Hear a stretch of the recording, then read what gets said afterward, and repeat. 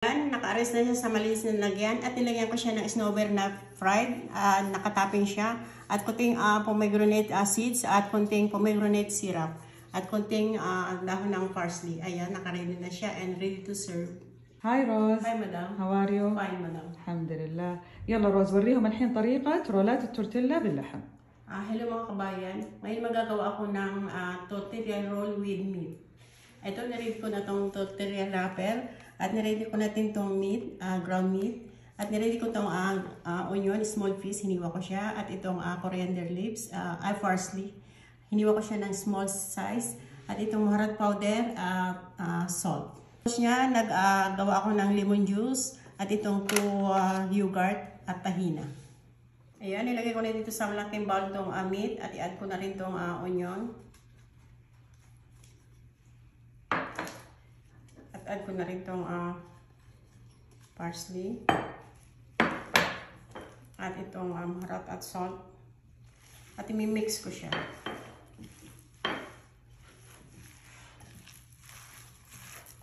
Umpisa na ako mag-wrap. Nilagay ko siya ng 1 tablespoon ng meat at i-press ko siya ng ganito.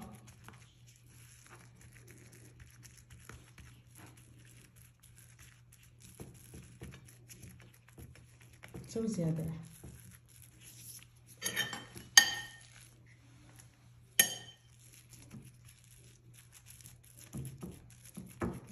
Yan, dapat manipis na panipis lang yung meat para mabilis siya maluto.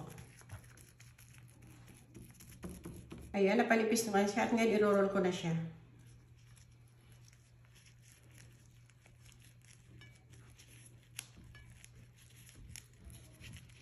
Dapat higit yung pagka-roll natin. Roll ko siya, pinutulan ko siya ng kabilang dulo at ngayon puputulin ko siya ng ganito.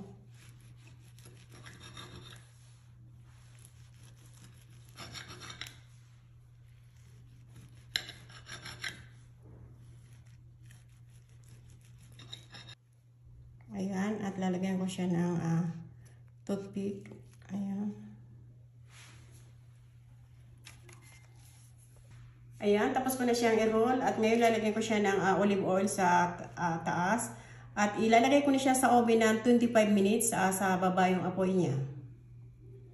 Nilagay ko na sa bowl yung dalawang yogurt at nilagyan ko na rin ng 2 tablespoon ng tahina. Nilagyan ko na rin ng lemon juice at konting salt.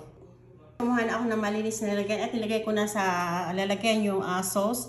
At ngayon i-arrange ko na itong ginawa ko. Ayan.